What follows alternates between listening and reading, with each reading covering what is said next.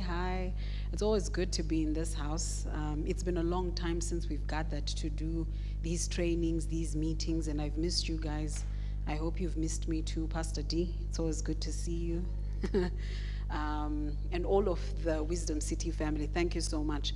I want to talk about mistakes that parents make. And I think Dr. Chirisa has already started us on this. And so I thought it would be important to just categorize them as best as I possibly can and just speak to some of the things that we see. And I thought the first place we should start is how we get the babies in the first place. There are lots of times when you hear the narratives, and I always ask, especially when I do child development assessments, was this a planned pregnancy or was it a pleasant surprise? And the phrasing of that, pleasant surprise. Sometimes they're not pleasant surprises, but a lot of the times parents speak of narratives of how the baby came to be that make the baby or the children start to think, did they want me? Was I an inconvenience? Were they in a stage in their life where they didn't even want to have a child? And so even the way that they react to me or the way that I should be is informed by the narratives that we give children about how they came to be. So if it's not a pleasant surprise, and if it wasn't planned, we have to find ways of speaking about that narrative, even when we are angry or upset, or even when the child asks about the story of how they came to be, so that somebody doesn't feel like they were not wanted or something happened. Okay, it looks like, okay, so that's the first mistake that I wanted to reference. And then the second thing that is important is a lot of the times parents think that children don't know anything, especially when they're in the womb. So we think there are lots of things that we can do out here that children, are not affecting my unborn child, are not affecting my child at all. But what we found is that a lot of things are actually learnt and taught and caught in the womb. So we know that depression, anxiety, and a lot of mental health conditions can actually be predisposed in the womb. So if mom is constantly anxious and there's a lot of stress hormones that are always passing from mom to baby when the baby is in the womb, you will find that the child will be predisposed or vulnerable to depression and anxiety even before they are born. So you find that there are lots of adults who will say, I have a nameless dread. If there are loud sounds or noises, and I don't even know what's making me frightened or afraid. But what would have happened is the brain would have caught a lot of those things even when the child is in the womb. So there are lots of things that we remember that we actually don't know that we remember because our brain has encoded them even right from the foundation of that time of pregnancy. So what has happened in pregnancy and also what happens after children are born is very important. And then we also have all of these things around sexual priming. Do we put the children between us? Do we put the children at the other end of the bed when they are born? Do we bring them in our bed in the first place? You find that there is probably an age and a stage where we can do this, but then children then become a little bit older that they cannot actually be in our bed. And when we then think, oh no, we can just be intimate, it's a little one, they're not going to pick up anything. And then tomorrow you see them having the sex play of exactly what you were doing in that bed. What has happened is we've made a mistake. We've taken them into a place where we're exposing them to things that they should not be exposed to. So sometimes it's a space issue, sometimes it's an issue around the most convenient place for them to be, because if I wake up, I don't want to get out of bed and then go to their cot and then pick them up and then breastfeed them and then soothe them if they are crying. But them in this place and in this position, we have a lot of things that they catch on to. So it would be important for us to look at the age that the child is at. How much are they picking up? How much are they understanding? Are we being intimate in front of the kids because we think they don't know, or akarara, and then they pick up on things that they shouldn't pick up on? Making sense? Okay. And then a lot of the times within African contexts, we have the zookeeper parent. So the zookeeper parent is the parent who takes care of the physical needs. but does not take care of the emotional and the psychological needs. So as long as you are dry, you are fed, you've got clothes on your back, everything else is fine. I finished my parenting role. And this is what we call the zookeeper parent. I'm just there to test temperature. Kana zviri cool enough, yes, you can eat. And after that, if your tummy is full, your clothes are warm enough and you can go and play outside, everything else is what? Is fine. But children need more than just feeding and clothing. And this is why you find a lot of the times there is a huge gap between parents and children, where parents are saying, but I pay school fees, but I buy you clothes, but I'm going to work, I'm making all of these sacrifices for you, but how come you don't feel that I love you? It's because we are being zookeepers. We are taking care of physical needs, but we are not taking care of mental health and emotional needs. So the zookeeper parent then breeds a lot of resentment from the child, because children need more. Even when they are smaller and they are younger, what actually makes our children develop intellect and intelligence is the stimulation that we do with them, the games we play, even the social aspects that Dr. Chirisa was talking about earlier. You teach your child how to talk to people, how to respond to feelings and emotions by that stimulation that you do, by talking to them, by laughing with them, by playing puzzles, blocks, toys, things that stimulate their thinking and things that get their minds going, making links about so many things. So another mistake that we can make sometimes is just ending there, being zookeepers. As long as I've got food on the table, they must be fine. Some of the mistakes, again, are our babysitters. And I think these are the most common babysitters in the household. I'm not going to look for somebody to take care of the baby. If they cry, just give them a gadget. Put on the favorite music, put on the favorite cartoon, switch on the TV. I was working with a child who's, I think, 2 years old. I was doing an assessment, and the child is waking up, goes to bed at 9 p.m., and wakes up at 2 or 4 a.m. in the morning, and the parents are too tired to wake up and entertain or even deal with the child, so they just switch on the TV. And so this child came for an assessment, and they were bang tired. They were exhausted. They wanted to sleep. It's a 2-year-old. We are expecting 8 to 10 hours or even more because we need them to grow. But we are switching on the TV. If you cry, give them the tablet, give them the phone. They know how to operate it. But what we are doing is we are not engaging with them. We are not finding out what they need.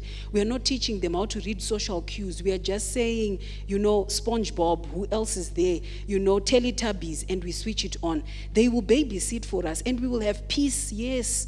But in the future, you'll start asking yourself, how come you can't read that, you know, this person is not a good person, or this one is not a right person? You can't read when I'm saying stop that bad behavior. It's because you have had no interaction, and they don't know any of these things because of these babysitters that we are engaging. Okay? Another very important mistake sometimes that parents make is that we don't take care of the milestones and we don't understand the milestones. So in the first year, or even in the first 3 years of a child's development, there are milestones that they sort of have to achieve. So when they are a little bitty baby, we know there are times when they cannot, follow, a person in the room. We know that there's a time when they're not really sure who's mom, who's dad. But as they grow a little bit older, you can see that, you know, if you walk in the room, they know who's mom, they know who's dad. They are following you with their eyes. If you put a jangly toy on top of their heads, they'll follow it with their eyes, you know, because they're growing, their mind is maturing at the same time that their body is maturing. And this is where we get to the place where we are training them to sit. We then train them again to start crawling, or they start crawling. And then they start trying to stand. And then they stand. And then they start trying to walk. And that's when the babbling starts happening and they're trying to talk. So a lot of the times, parents don't pay attention to those milestones. And when you ask them, when did your child crawl? They are like, I don't know. But that's an important thing, because if that child has a delayed milestone, doesn't crawl around 9 months, doesn't sit around 6 months, it's actually telling us that the mental development that we are expecting of that child is not going in line with what it should be. So they are not growing mentally as they should be growing physically, or as they are growing physically. So we are having a lot of parents with children that are delayed in talking. And people spend 3 years, you've got a 3-year-old who's not talking. And you're keeping that 3-year-old at home and you're just saying, no, they'll talk. No, it's because we keep them in this house by themselves. But the two of you, do you not talk? The house, the helper, do they not talk? The gadgets that they spend their day with, do they not talk? They talk. So if your child is not talking and they are 1.5, 2 years old and they're still not talking, what are you doing keeping that child at home and not seeking help about why your child is not developing at the level that other children are developing? And these are the problems, because at some point, maybe at 3 or 4, they will acquire speech, or they will catch up, but the problem is when they then go to school, we've got challenges. Because those are the children that will probably have things like dyslexia. Those are the children that will have intellectual disability. Those are the children that are slow, the ones that we call, who have borderline learning disability. And what happens to them is they can learn, but they are slower than everybody else. And so when they are doing homework with you, you're frustrated with them. Hey, focus. Hey, pay attention. Hey, chi. And homework is a nightmare for them. Why? Because they are younger in the brain than actually what they are physically. So you're expecting so much for them. You're a 10-year-old, you should be able to wash. But if I am 10 physically, I might be 7 mentally. And so you're expecting 10-year-old things from a 7-year-old. And these children are beaten up more than all children under the sun. Why? Because the expectation of the parent is, you must know how to do these things. Urkutamba kuchikoro. And I've heard so many parents say, urkutamba, focus, dayango concentrate, dayango die. But if children can learn, why wouldn't they learn? Children love to be praised. So if I can learn and ukanditi, go and get that glass, I'll run and get it and I'll bring it back because I love the praise. When you then say, well done, wagona, 1 + 1, I want to give you the answer because I love the praise. But now if homework is taking 10 hours, you can't just beat me up every day. Ndongodzoka pano nengosinomboita homework and tinongopedza usiku wese chita homework. Kana ndiri kutadza kuita homework, it's probably because I can't. And there's something that's making it more difficult for me than others. And this is where the comparisons come in. Hey, your brother did this, your sister did that. Next door, prize giving, and I never go for anything. It's because I can't, not because I want to disappoint you and I want to upset you. So this is a very huge gap and a very big mistake that parents make. If they are struggling, let's figure out and understand what is going on. There are, of course, those kids that didn't have delayed milestones, and you know they are capable. So per grade 1, there were no problems. Kukresh, there were no problems. And then you start seeing a dip again in performance. With that, again, you have to ask, is there any emotional changes going on? Are there things that have happened that have affected performance? Rather than just coming in and saying, Wunza report, uchi, and the next thing is we are clapping each other. Dog. Nah, I'm playing. Okay, again with the milestones, Anditi, right? The other one that's very big is potty training, right? Potty training is a milestone that I acquire and I achieve, when I am able to do it. So you find that this is another thing that mothers do a lot. Kutoita weti mbrugu wewe, unogona kutaura zvimwe zvese sadza do no chichi but urikuita weti ta handindizvo. But I can only be potty trained if I can have the sensation in my body that I need to go to the toilet and then link it. Oh no, this is what it means. Therefore I can say ndoda kwenda toilet. And we are older, we've acquired that skill, and that's why we are able to do it. So a lot of the times potty training starts around 3. And that's when children really acquire that skill. But you can find kuti tuma 1-year-old, tuma 2-year-old, tinogara chingorowa, gara nezvinhu zvako zvakatota izvozvo ita sei, because the parent is saying, I don't have time for this, I don't have time to be washing all of these things, because urikutaura iwe wakangwarisa, and you should be able to say you want to go to the toilet. But again, it's a developmental thing that happens in my mind first, before it comes to my body, before I can actually now say I can do it. So we harshly potty train kids. In the long run, those are our children with OCD. zvinhu zvese zvinofanira kugara zviri straight, zvakachena, zvikadai. I shouldn't be dirty. Kana ichi chikabuda munzira chinofanira kuitwa straight, because chikasaita straight it must be perfect. It must be this, it must be that. And you find that there are people that even now cannot stay in relationships and marriages because they have been harshly potty trained. Either nrukunua, or the other person, I just cannot have other people. You have to bath 50 times, you have to do this 50 times, these rituals that people have to do, because somebody taught me that I wasn't clean enough, and then they harshly treated me because they said I was dirty, and now I cannot get out of it. So these are things that happen to us as adults, but zvakabva kupi kumashure, right? Making sense? Good. A lot of the times, parents or adults think children can tolerate change very easily. So we plan to have our second or our third child. We don't factor in what that change is going to mean for the one who has always been there.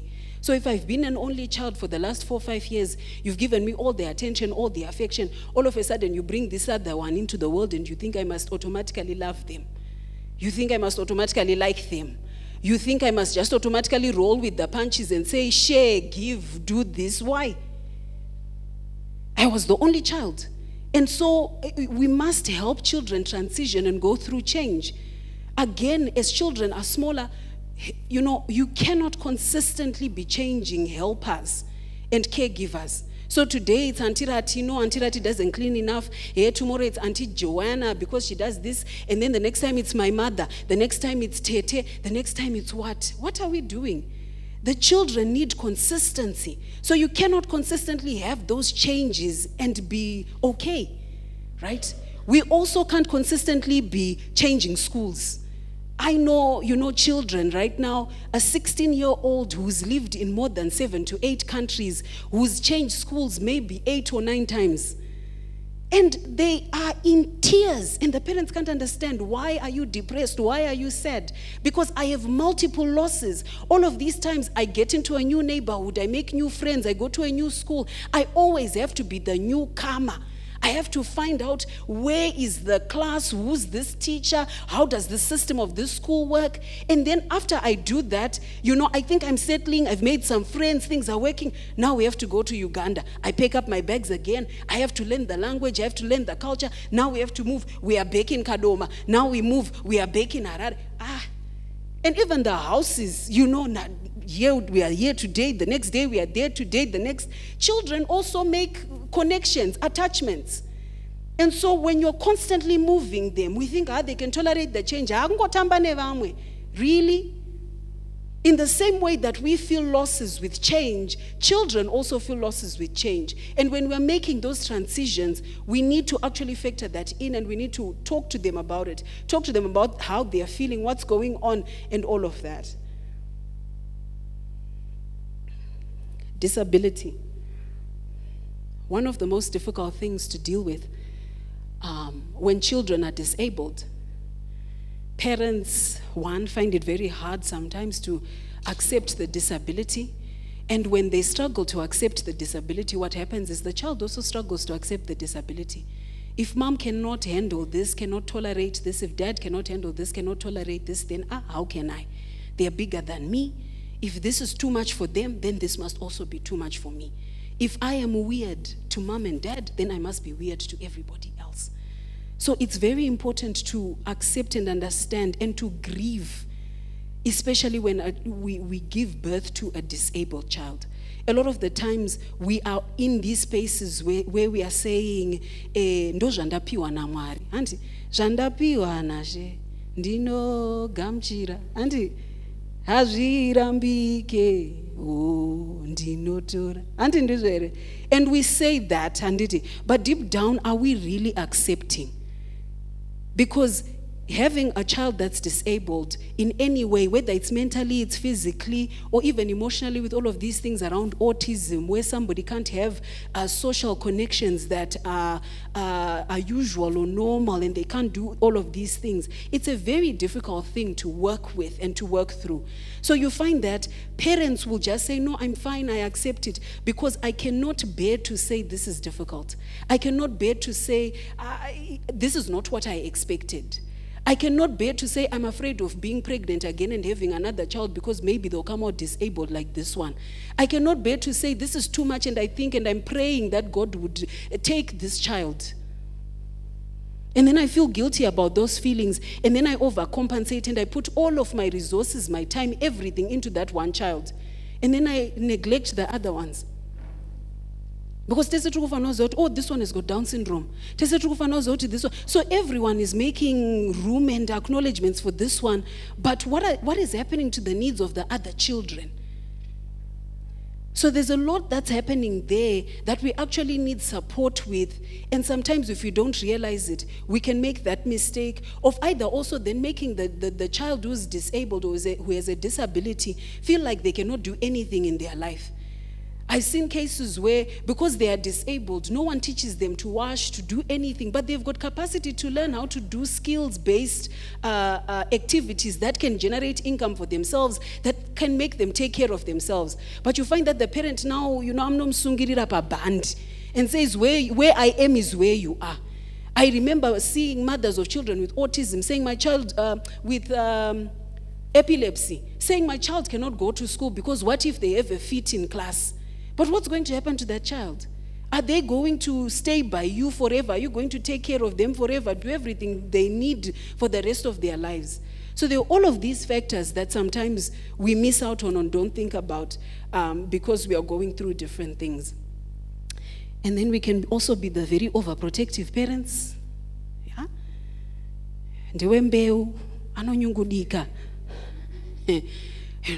So at every turn, we are not allowing them to do anything. Don't hold the plugs, don't play with others. They'll eat sand, they'll do this, they'll do that, they'll do that. They're going to disappear. They are going to, even when they are going to play with other children, at a play date, you can see they are wrapped in bubble wrap and protected in bubble wrap because something is going to happen to them. When they're going to school, you're hovering over the teacher. Because you are so overprotective, you think something bad is going to happen to the child. But what you're actually telling this child is, you don't have the skills, the capacity, the ability to withstand life. And that's why I have to always be there protecting you because, hey, life is going to take you out. And these are the kids that you find that they have no confidence within themselves because the parent has been teaching them that they can't do anything. Everything is too hard. Everything is too much. It's going to just overwhelm them. And so that's why they are so protected. I work with children that are HIV positive. And this is one of the biggest things that their parents do. They will say, no, this one can't play soccer because I'm not water.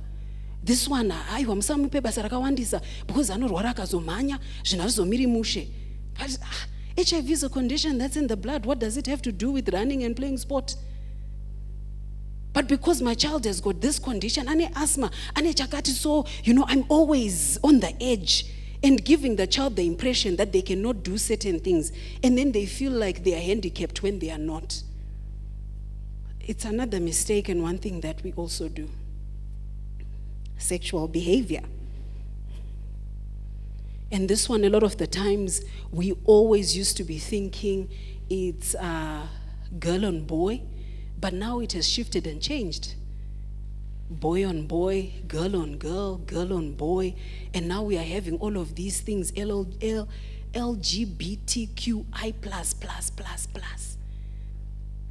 where our children, a lot more within the adolescents, are talking about, I'm not sure about my orientation and my sexuality.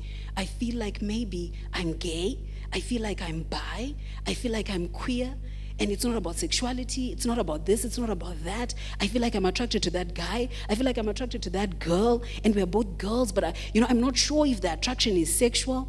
And from the time children are really, really small, and you find your kids vachita zvinonyadzisira, is what the other kids are doing, because they know and have a sense that there's something kind of wrong with this. We might not understand what it is, but there's something wrong with it. To the time that they are also getting into adolescence and adulthood, they know that there's something that the parents don't want us to do and know about this. So it's a hot topic that they don't want to share with you or talk to you about. So you find that our reactions mostly are the biggest issues that we need to think about and talk about. Because the moment you come in and you find little ones, vachita zvinonyadzisira, whether it's boy on boy, girl on girl, brothers, sisters, friends, your reaction must never be, "Hi, murikuitei shamuchi," what Doc was talking about. Because immediately after you have that reaction, remember, I am learning all about life through you. So I know you very well. I read you very well. You're the one who might not realize it, but I look at your face to discover, is this a safe person? Is this not a safe person? Children only go to the place where you, the parent, shows them and directs them. I know you can go with Auntie Ningi, but with Auntie Ningi, because arguverenga iwewe. So the moment you say, "Ha, wotora shamwe," and you hit them, they know it's something bad. And when they know it's something bad, they are not going to tell you what has happened. Because sexualized play is always and mostly usually as a result of some form of sexual abuse. It might not be penetrative rape, but it might be things like molestation. It might be things like making children watch pornography or watching and seeing people having sex and things like that. So how are you going to get to the core of it when you've had this huge reaction that has told them that, my God, this is a huge no-no? They are not going to tell you anything. And the mistake that parents make is that they think that sexual abuse is done in violent ways to children. It's not. Pedophiles and predators are not violent. Pedophiles are almost like psychologists. They read the insecure child. They read the child whose parent doesn't pay enough attention to them to see that this child is alone, this child is hurting, this child has no security. And they come to that child and they provide warmth and security. And when it's being done, it's never done as all we are doing. It's a game that we are playing.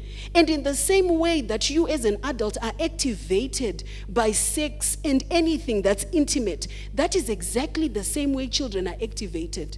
So it might be at any age, at 10, 12, 14, whether they are watching pornography or whatever. It's like an activation of something so powerful that they cannot control themselves. Just like how adults cannot control themselves. What more for children? So it becomes something that's nice. It might have been a bit painful, but I liked it. I enjoyed the way that it felt. And this is why even when children are abused and raped, we never say, or things like that. But parents do say stuff like that. We talk about your body reacted in the way that it did because that is the natural and the normal way the body was made. If you are touched in certain ways and in certain places, your body will react and it will respond in that way. So these are things that we have to know and we have to understand. If they sexualize play in your house, you have to get to the root of it. But the only way you do is by becoming calm. If you walk into that, you have to stop the children. And after you stop them, you actually sit them down and you say, what's this game called? Calm. If you find that you cannot do it, then have them go and play another game where you can watch them and see them whilst you take care of your BP and your heartbeat and your blood pressure. If you need to count to 50 to 100 to whatever, to bring yourself down to 0 so that you can sit down and say, what's this game called? Let's talk about this game. Where did you guys learn this game? Who taught you the game? That way you're going to get to the root of it. And the end goal is you want to protect your child. The end goal is you want to make sure that this stops. And when you found it, we are not going to make this unrealistic expectation that once you started having sex, could you stop? If you couldn't, then don't expect your 2-year-old, 3-year-old, 15-year-old to stop. You've got to help them with the tools of how to deal with it. It's like an addiction. If you've caught them watching pornography, you have to actually start helping them to stop. So I actually understand that this is hard. I understand that when you start, it feels like it's drawing you and it's calling you and it wants you to come to continue watching. And so what kind do you like? How did you get initiated into this? Let's talk about it. And when you do, you understand it. When you understand it, you can make a plan to stop it. So how often do you watch? All of those kind of things. But BP kashuta and we start shouting, we can't have these conversations. Murege achanyarara. Downplaying and ignoring feelings. Auntie, achanyarara. Murege. This is one of the ways that we kind of teach children that they're not valuable and they're not important. And if crying is my way of expressing to you that I'm in pain and there are things that are going on with me, you don't have to tell me that you don't care, and you don't have to tell me that you don't prioritize me. I can see it in the way that you ignore my thoughts, you ignore my feelings, you ignore my expressions of pain. And is one of the examples. And there are many places and many ways that parents do this. And then what's going to happen is I learn within myself that they don't care, right? Please tell me how I'm doing on time. I talk for a living. So I can talk all day. Okay. And then the other thing that we can do that's linked to, downplaying feelings and emotions is not being affectionate, especially the dads. Oh my goodness. I put that picture for a reason and for a purpose, And sometimes even the African moms, it's like a hug is weird. It's like, I'm sorry, auntie, because we've never done it, we are not used to it. And even as men, how do you show affection to your children? How do they know kuti nasim daraka fara, he's happy with me? Huh? When was the last time we said, I love you? And when was the last time you said, well done, I'm proud of you, you're beautiful, you're handsome? Because ndinozozvinzwa 14 by some funny little boy who has one agenda. And when I hear it, I am running for it because I've been waiting for it, So why not? You're beautiful. Yeah. It's true. Quarter Maroon 5. And I'm already in the mood. And by the time you're having a teenage pregnancy, where is that coming from? Because I used to talk about this to say, my mom could walk into the house and everything else is spotless, clean, and it's nice and everything. The one thing she would see is the one thing you didn't do. But there are 500 million things that are right in this house. How come you did not pick the 500 million things that are right in this house? The only thing you've seen is, I didn't wipe this clean enough. So we are primed like that. So we have to actually change that, because it's easy for us to criticize than to say, well done, that was good, that was nice, you're actually beautiful, Inga, you're gifted, you've got these gifts, you've got these talents. That acknowledgement coming from the parent, because the thing is, parents don't realize the power that they have. You are creating a little mini me.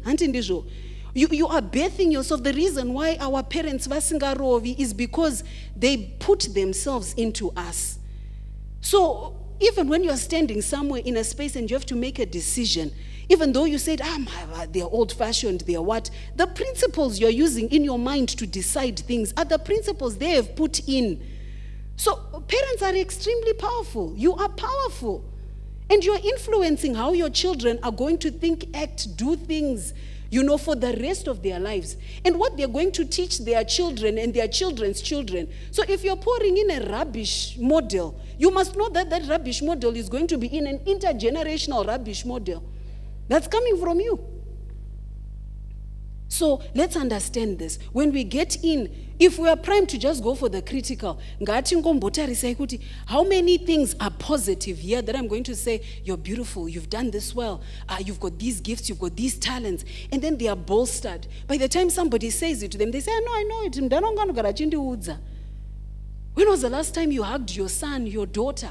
When was the last time you brought them near? When was the last time you said, I love you, if ever? Pane zvamusingazive rapa ndinoenda kubasa ndinoisa chi pane chamuri kushaya here. And even in relationships with husband and wife, unozviziva one. I know you know that I love you. The statement I know you know. Zvakazotanga rini zvema I know you know. Kokungoti handinokuda zvipere. Auntie. And we do that same model with the kids as well. And then a lot of misunderstood behaviors. We find that, especially when children are in distress and things are not going well, emotionally and mentally for children, we'll find some of these behaviors. This is not exhaustive at all, but I just wanted to give you a sense and a picture. We've got a really bad substance use problem in Zimbabwe right now, and it's bad. We used to be, at a place where we thought substances are not even an issue in Zimbabwe, but now almost 90 to 99% of people that are in even private and public institutions for mental health, it's substance. And so we've got a bad problem. And now we're finding that even younger kids are using substances. And when your child is using a substance, the issue is not kungorovana, as Doc has already said. It's to find out what is it about. Because it's about coping. What is it that has attracted me to that thing in the first place? So we can try to deal with the fruits without dealing with the roots, and that's always a problem. And then even destructive behaviors. There's a picture there where mom is sitting and working, and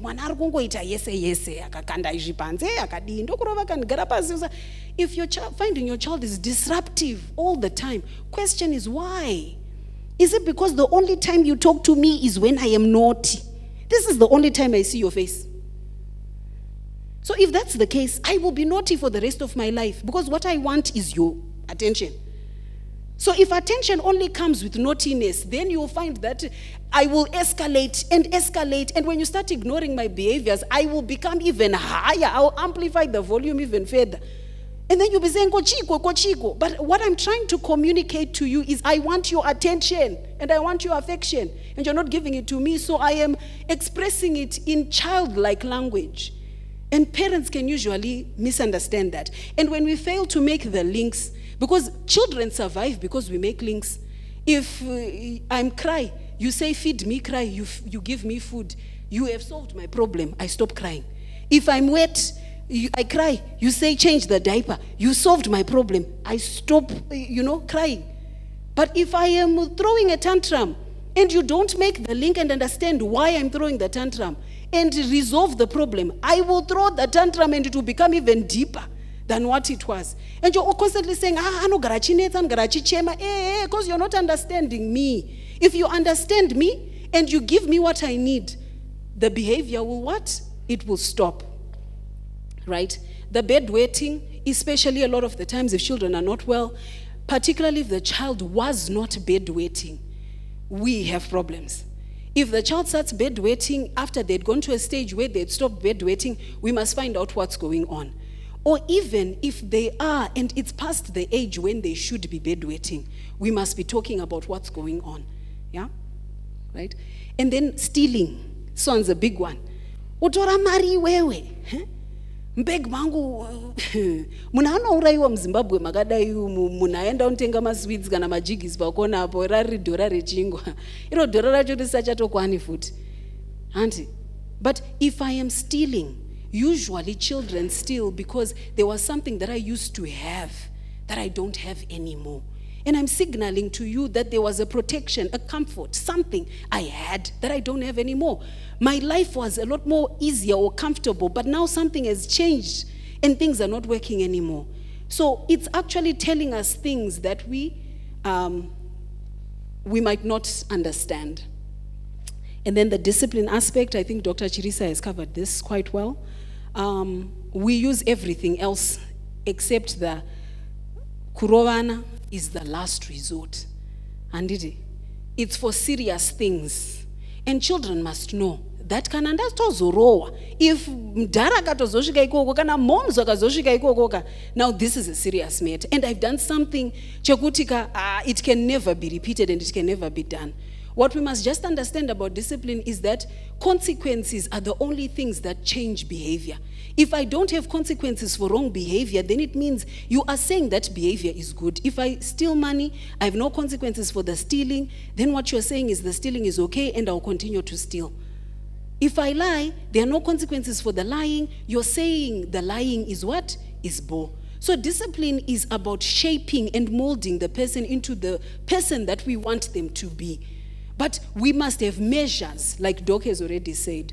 There are certain things that will make the children lose respect for you. Like a lot of shouting will make children lose respect for you because we get scared of you once and then we realize, she just shout and that's it.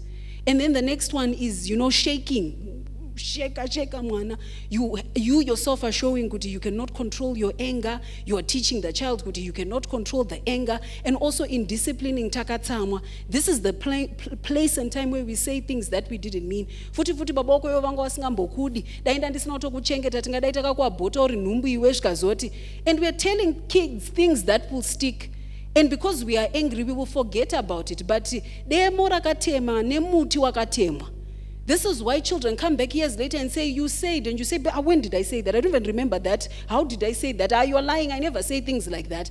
It's because in this state, we cannot really be rational enough to do things that are sensible. Let's calm down. Let's come back and revisit the issue. Let's talk about it. Even with the teenagers, even if they are pushing you to the limit, because they will. And we're going to talk about boundaries next.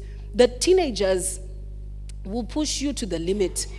Auntie, they will push you to the limit. They will do anything and everything that will make you think, kochicha kuitika panapa. But 10, thank you. Reinforce what you are saying. Auntie, you don't have to shout. If I say wash the dishes, I will just simply continue to say wash the dishes. But you say wash the dishes. But wash the dishes, wash the dishes, wash until the dishes are washed. And if the dishes are now being washed, you have won your battle. You don't have to continue going, hey, futi usasuke madisha uchibenga, futi wakaisire mromo mumino, futi wakazoita say, you have won the battle. You've won it. So there's no need for us to continue talking. Ati ndizvere. Because ndopepe patakuzotaura zvinhu zvatisirofanira kunge tichita sei tichitaura. Handiti. And then also here around boundaries, sometimes parents feel like I cannot tell my child no. Mwana anozondivenga, and especially when parents, I was talking to this family where if one parent is not in the house, the mom stays with the kids, dad maybe is working in South Africa, comes back, dad wants to be the fun parent. They want to be the one who knows brought all the gadgets, who's the one arutamba ma records, notenga, like all the nice food, tukuita say. But when mom says, but uyu haskuita zvakanaka kuchikoro, and they're fighting with others. They are what? No, me, I'm here to be happy with the kids. I want to have fun with them. I don't want all of this drama. You talk to them. So what am I supposed to be saying here? Because a lot of the times, parents don't want to say, stop it. This is wrong. Because I feel my child is going to hate me. Especially with the teenagers now. They'll start telling you, but Susan's mom allows her to do this. But you are no fun. You're always saying no. Yeah, I am your parent. I'm not your friend. Auntie Ndijo. If Susan's mom can say yes to everything, I don't necessarily have to say yes to everything because Susan's mom does it. So your child will love you whether you say no or not. Your child will love you whether you spank them or not. This is why you see babies, you can say to them, I'm going to hit them a little bit, and then they cry. But a few minutes later, they are coming back and they are holding your leg. Because they can see you're upset. So where do we get this notion that if I reprimand my child, if I stop them from going for a play date or for a sleepover, because these are the things that are there now, sleepovers and whatever, they're going to be upset with me and I'm going to be the not so cool parent who just says no to everything. I'm back in the Stone Age and everybody else is in the digital age. Keep your principles. Later on, you'll find them thanking you. When they turn 25 and their prefrontal cortex is matured, they'll say, it was good for me. They said, stop it, it was good for me. And they will understand it. So stick to your guns. Compensatory behavior. Find them bringing the gifts. They're the ones that are kneeling. Find them. They're the ones that are buying lots of things. We don't spend time with you, so we get gadgets, any and every gadget that you want under the sun. I made a mistake, so I'm going to have to pay for it. I remember working with a little child, and I'm sure, Doc, it was a case that we handled together, where dad was having an affair, and child knew dad was having an affair. Little girl, crash, and every single day will blackmail dad. I don't want to go to school today. And because I don't want to go to school, if you don't make it happen for me to not to go to school today, I'm going to tell mom that you have got a woman that you see every time you pick me up from school, we go and have lunch with this woman. And dad would engage in compensatory behavior. Anytime she wants to go to any food outlet, I don't want to eat this, I want to eat that. I don't want to do this, dad would be there, compensating. And at the same time, she's going to mom and she's saying, do you know, let me tell you, .com. Dad, he's got this woman that I'm telling you because you're my mother. 2 minutes later, if mom does stuff that she doesn't want, what does she say? Yeah, that's why dad goes to that other woman, because this is your behavior. She was suspended from creche, and we couldn't understand why.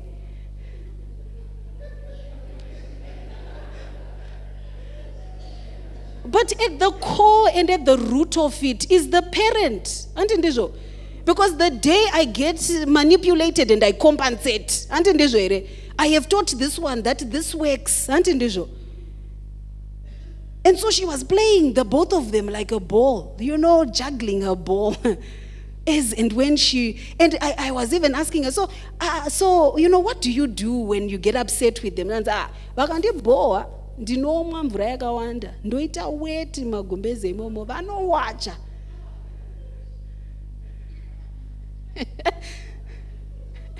Vanowacha vakandidedza handidairi tonge ndisiri kutombowanzwa zvangu. And we are at crash. Imagine by the time this one is 10, 15, and we are compensating. So we must think about our own compensatory behaviors. I feel guilty about something. I did something, or I didn't say something, or I didn't do this, I didn't do that. And then I feel, let me compensate. What am I breeding with my compensation? I haven't seen you, I haven't spent time with you, and then I buy Xbox to make you feel better. What am I breeding with that compensating? Right. Talking about difficult things, and I am wrapping up. One of the things that we find very difficult as parents is to talk about difficult things. And with COVID-19, losses have been huge. I know so many families that lost parents to COVID. And worse with COVID, we didn't have the normal grieving process. Children saw dad, mom going to hospital as a precaution. Dad, mom never came back. And they didn't have a chance to have funerals, 3-4 days, body viewing, this, that. They were just buried. What is happening to those children? But as adults, we are saying, how can we talk about this? How? What do I say? And it's a huge problem because we think children will not understand. But what's worse is when we don't give narratives and language to difficult things, children create their own narratives in their own heads. If you guys are divorcing or separating, or if you are fighting, but you don't give a narrative to the fighting, what it means in my mind, I'm going to find a story that matches that issue. It must be because I'm not doing well at school. It must be because I broke the glass this morning. That's making them fight. It must be because I'm not a good enough child. They are separating and they are leaving me because I'm not good enough. Speak about difficult things. Speak about difficult things as spouses and partners. Don't just avoid things. Talk about them. Children can understand and adapt if we give language that they understand. Children know about death. They see little birds. They see things die all the time in the playground. So when you're talking about death, you can use those kind of examples. Children fight with their friends. So why is it you think your fighting is such a big issue that, it cannot be brought to the children? And I'm not saying fight in front of the children, but don't give them a false reality that marriage is la-di-da-di-da-di-da. Never fighting, never disagreements, never conflict. Because they get into marriage thinking, if I'm starting to have disagreements with my spouse or my partner, then there must be something wrong with the marriage. Because you are always in a little corner trying to pretend, no, I'm happy, when they can see you're not. So we teach them things that are false. about relationships, about emotions, about themselves, because we are finding it hard to talk about difficult things. And when children fight with their friends, they know that there are friendships that can be mended. And they know that there are friendships that will break because totally and completely he broke my toy car, and because he broke my toy car, me and him will never be friends again. It's the same thing. Me and Dad, you know, we were together, we were friends, but we had a disagreement. Things didn't work. And we tried to fix it, but as you know with your friend, this one, you reference the friend. You stopped being friends because things didn't work out. This is also something that's happening with me and Dad. So it means I'm moving out, or we are moving out, and we'll be staying in this house, and Dad will be staying in that house. It doesn't mean we've stopped loving you. We still love you. Brought it to their language, they understand it, and you talk about the changes. Yeah? Making sense? Right. And then types of parenting. So there are different types of parenting, as we know. So the authoritative parent is the parent that will say, you know, everything you do has got to come through me. I have to okay it. It has to be something that I say is right before it's done. And that's very crippling, because every time I have to do this, do you like it? Do you not? It does not bring independent thought. So your child is always feeling like, I have to reference mom. I have to reference dad. If dad thinks it's a good idea, then I do it. If not, I don't. And so you cripple them, and you don't allow them to grow and to think, because they're constantly having to read people around them to say, is it good or not, right? Then the second type of parenting is the authoritarian parent, the dictator, my way or the highway. We can't even have a conversation. The tozeza baba kind of thing, and tozeza mama kind of thing. So my way or the highway, we can't even discuss. I remember working with a lady who was finding it very difficult, actually having serious anxiety and panic attacks, you know, of waking up in the middle of the night screaming, because angachingovunduka, and tracing back the anxiety to a very authoritarian father, and then marrying an authoritarian husband. And so now, as she was sleeping, she was feeling insecure and unsafe and vulnerable, because she had just repeated a childhood trauma in her marriage life. And then the third one is the neglectful parent. So the children feel like they take care of you more than you take care of them. A lot of this happens where children adapt to you rather than you adapting to them. I'm busy. I've got a busy life schedule. Sakavana vanofana to take care of themselves, do what they can around me and my needs. When actually parenting is the other way around. What are their needs, and how do I meet their needs and then meet mine? So you find there are a lot of children who are not adapted to my parents, and they are parentified children. So you find, you know, I saw a 7-year-old looking after a 3-year-old because mom was sick, and mom would try to kill them once in a while. And so the little one had to then protect, the 7-year-old had to then protect the 3-year-old. You then find the very permissive parent, anything can go, any gun can shoot, no boundaries. The overprotective one we've spoken about, and then the power struggles, I'm sure Dr. Chirisa has spoken about quite a lot, auntie. So you find you're always in a tug of war. You're always in a tug of war. It's a lot of the times because there is no boundary between who the parent is and who the child is, because you're not putting those boundaries, because you want to be the friend, the cool mom, the cool dad. But you're not a cool mom, you're not a cool dad, you're not in that generation, you're mom, you're dad. And so you have to take your place and you have to take your position. What's difficult about parenting is that, you know, it doesn't come with a manual. And with all of those things, there has to be a place where you are authoritative. There's a place where you have to put rules down. There's a place where you have to say, let me give them the wings to fly, and be permissive of certain things. There's a place, you know, where you have to let go of them, but also keeping a watchful eye over them. So it's a balancing act that you sort of have to do, which is what makes it very difficult. And so this is why we must always have self-compassion, because I talked about lots of mistakes, and it's not the exhaustive list. And if you're listening to that, you can look at yourself and say, hey, I've damaged my children. What's wrong with me? And if I was being marked, tikadzokera kumba kwangu pamwe zvese izvo, I've done it. Handi ndizvo. So there must be something wrong with me as a parent and I've damaged my child. But what I want you to realize is that you have to be compassionate with yourself. Parenting is something that we are not taught. Parenting is something that we do a sink or swim kind of thing. And because it's a sink or swim kind of thing, we learn new things. And when we learn new things, we change, we adapt, we grow, we do it better. What we must also realize is there is always a chance for repair. So they are small, even in adult years, until they are 25, you've got a chance to repair. So if you've discovered this today, think about it, introspect, where are my issues, find help, and try to make some changes that can bring a good balance in your family, in your life, and for your children. Thank you. All right, thank you.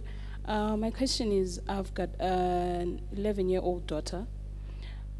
She's in grade 6 now. So the problem is she just recently started not to eat. I don't know where the problem is, because the first time that I asked her, she said that the teacher is just giving them 2 minutes for break time. Then I said, I'm going to call the teacher. Then she said, no, don't call the teacher, and I knew that was a lie. So I'm trying to find out what it is, because she has lost a lot of weight and it's worrying me a lot. So maybe I could say, what could be the problem? Is it, because I've tried all different types of foods, but still she doesn't eat, and she hides the food in her bag, like she puts the food in a plastic bag and hides it somewhere so that I can see that the lunchbox is empty. So maybe you can help me with where to start. Is it the school or is it at home? I don't know where the problem is. So Vongai, you can come, you can just, because we are recording this. Oh, maybe okay. you can stand in front here. Oh, all right. Okay. So very common sign or symptom that something is going on when children stop eating, when they're not sleeping. The good thing is that you've noticed it. That is the most important thing. The fact that she is hiding the food and not wanting you to notice that something is going on is concerning. And I think for children, you could have, or she could have, a bit of a depression, because for children, the threshold for depression is very low. You could have 2 symptoms and a child can be depressed, and that's one of those signs and symptoms that can make us think that. So I would recommend that you find somebody to talk to her, because you might not necessarily be the best person to talk to, because your relationship spans in many different ways, and there's so many other things, and it could be a lot of factors and a lot of things. She could be entering into puberty, starting very early, 10, with this sort of generation. So you could have a lot of factors. It could be that growth and development, it could be bullying at school, it could be things that have upset her, somebody who's talked about her weight. There are lots of factors and lots of things that could be feeding into this. So I wouldn't want you to speculate, and I wouldn't want to speculate. I would say a child clinical psychologist, a counselor, somebody that she trusts, that you can talk to, that she can also talk to, and feel safe enough to speak about these things would be quite helpful. Now, in fact, it makes sense to go and see Vongai. She will be the best to deal with that. In fact, we were talking with, I think I was at our child's school, and we were talking with other lady there, and she was talking about eating disorders. They've really come out, and we are seeing them now, where people have got what is called a dysmorphic body disorder. They think they're too fat. And we would have said it. You are gaining weight. You are like this. The child starts to lose weight, and they become anorexic. So we need to deal with this quickly. Don't wait. I think the good thing, you've already discovered it. Go and see Vongai. It will save your daughter's life. There's something that is going on. And one of the key things that is important is when you see change in behavior, know that something is happening. You may not know what, but keep your eye on change, sudden changes of disorder. Somebody not talking, just shutting themselves in their room, not eating with others. Whenever you see that there's something which is going on, and it's good for you to, you know, unpack that and explore that. Yeah. All right, next question. There's another question right at the back. I want to find out, in a blended family, who is supposed to discipline the kids? Because in the discipline, ndoda kuita inini, maybe mukadzi wewife mwana wewife anogona kufunga kuti I'm being harsh because as mwana wangu. Okay. So that's also something that is quite difficult and something that happens quite a lot in many families. I think the first thing would be the relationship that is there between mother and father and children. A lot of the times parents find each other, and then after they find each other, they don't talk to the children, you know, about what they feel and how they feel about this new family. And then also we keep these camps. These are my children, these are your children, and the children also feel it in the way that we act and the way that we talk about things. In this scenario, I would say it would be important for both mom and dad to talk about discipline with the children, and that everything be consistent across the board. What is good for the goose must be good for the gander. We must not have differences to say, you know, if it's this child, we are reacting in this way, and if it's that child, we are reacting in another way. Before we act in terms of discipline, it must be something that's agreed upon between mom and dad, and that is a standard that we consistently keep in the family, so that children are not saying, you know, when their mom treats them better, their dad treats them worse, or vice versa, which will then cause conflicts, because the children will already be looking for these things. They come into it and they're already looking for it. They are expecting it. And so parents must actually be must preempt some of these things and be proactive. So get together, get the children together, get them gelling, get dad to be, you know, going with the children all by himself and bonding with the children and having relationship with the children without mom and vice versa, so that the children also see the united front that mom and dad have, and then also see that they can't come between them because of the, you know, the separateness of, you know, paternity or maternity and things like that. So it's the organizing of mom and dad that will kind of stop any of those things, and will also help to deal with these very difficult and complex things, especially in a blended family. Doc, I'm not sure. Yeah, so if you've got anything to add. I think the most important thing is that you bond first with the kids before you discipline. Yeah. It cannot start with discipline either way. And the most important thing is then when they are blended family, it's important, like what she has said, these kids can see what is happening, but they need to be set down, discuss that, look, this is now the family that we are. When we want it like this, you share the vision for that family, and be very open and say, look, we are all our kids. Everybody says to her mom, everybody says to him dad. There's no saying my mom or the other mom or second mom or uncle, or, you know, and all those kind of uncle. things. So those things have to be spoken, because if you think that they will just establish themselves, they won't. You have to speak it, break it, and then you discuss. You'll find that once you have laid a foundation, the future becomes easy. But when that is not yet done, these camps will definitely erupt, and people will use them as manipulative instruments, even to destroy, you know, the two of you. So you need to deal with that early. No matter the age, people, you must sit down and then you discuss these things and say, look, this is what we have done. This is our new direction. Some things you understand when you're old, but for now, this is it, and we have to carry on. So that discussion and bonding becomes very key. All right, we've got one last question. Thank you. I wanted to find out how to implement these principles if you are a single parent. It might be you are staying by the kids by yourself, or the other parent works in the diaspora. Okay, I think that's a class and a lesson all on its own. But single parenting, I think, is a reality that we have in Zimbabwe. Either with people being separated, either with people working in the diaspora, or even not in the diaspora, somebody is in Chimanimani and the family is in Harare, and we kind of see each other here and there. And again, it comes back to, if the father is present and does come in here and there must be a strong understanding between the two of you of roles and also expectations. Because a lot of the times we have got expectations in our own minds, but that we don't speak.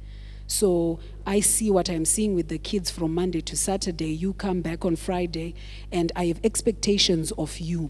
And when I'm coming back, I'm probably coming back, I want to relax, I want to do all of these things. I also have my own expectations, but these expectations are not spoken of and they are not discussed, and therefore there are always a lot of clashes. And so when we don't talk about these expectations at the parent level, it makes it very difficult for them to be implemented in terms of taking care of the kids. And because it's a short time that we are together, if again that short time is not managed and planned for, then it just becomes one of those things, we are spending time, but it's not intentional. So you find that if you are in a project of raising children, there are lots of things that have to be intentional.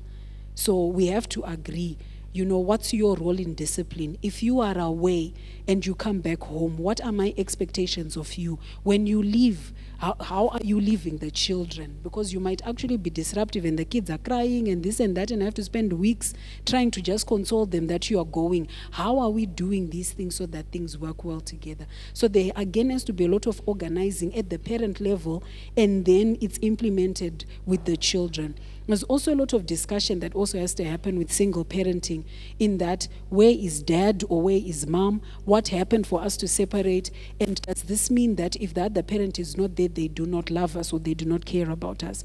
It's also not being tempted to rubbish or to badmouth the other parent when they are not there, because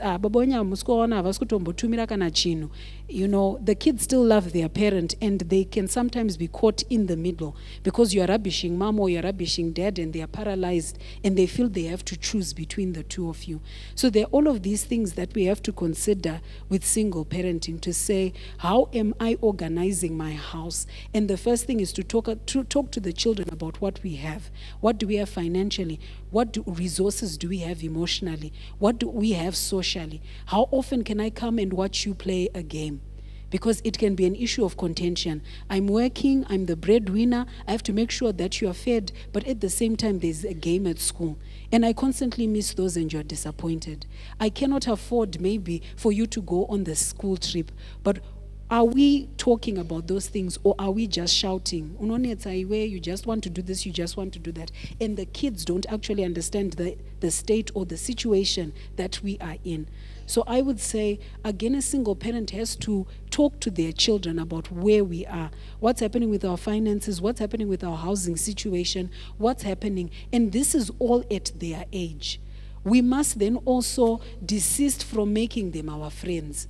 If, or my confidant, if I've had a problem with their dad or their mom, I'm not going to come back and vent on the children and make the adult problems children's problems.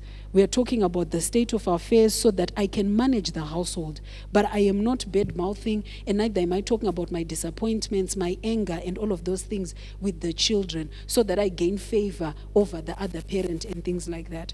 So it's all again about managing what I have and the resources that I have, and having the children understand the resources we have, what we can do and what we cannot do. And if I can't do it, I have to also explain. Today I'm at work, I couldn't ask for time off, but next time on your game, tell me in time so that I ask. And then you have those moments that you can go, and then they can say, well, today my mom came to watch me, but you've planned and organized around it. Yeah, so definitely being a single parent is quite difficult and more challenging. And most of the single parents, the children will stay with the mom.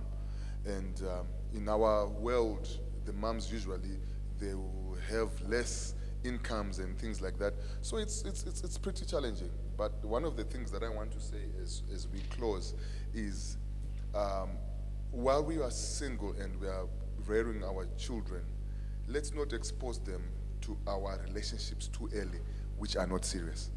And we have seen it creating a lot of problems where we expose, the moms exposed to new boyfriends, and after another one, or the exposed to a girlfriend and things like that. I think introduce your kids to your next relationship if it's serious, or something probably is going to go on, rather than in 2 years they've seen 5 uncles and 5 aunties. It will not work.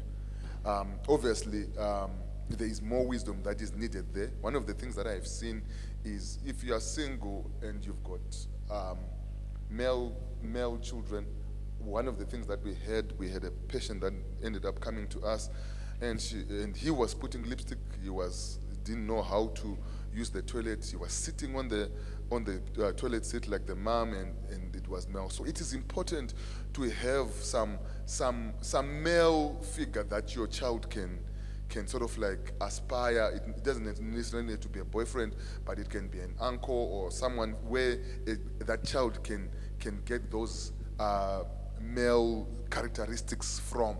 Because if you just leave him just seeing you and what you are doing makeup, he will put on makeup, because they'll think that's the only thing that is happening. So it's important to expose them to sexualization in terms of character. It's something that we need to talk to. As you can see, we can never complete everything about parenting in 2 hours.